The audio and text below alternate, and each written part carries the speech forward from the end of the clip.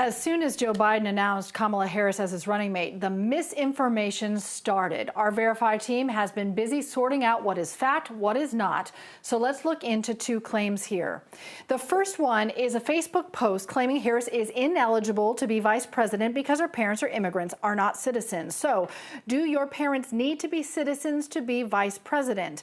Our source is the Constitution, Article 2, Section 1, which says part of the requirement to run for president or VP is to be a natural-born citizen, which means born in the U.S. Kamala Harris was born in California. So we can verify she is absolutely eligible to run for vice president.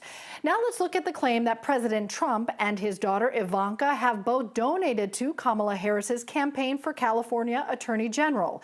Campaign donations must be recorded, and California posts all of those online.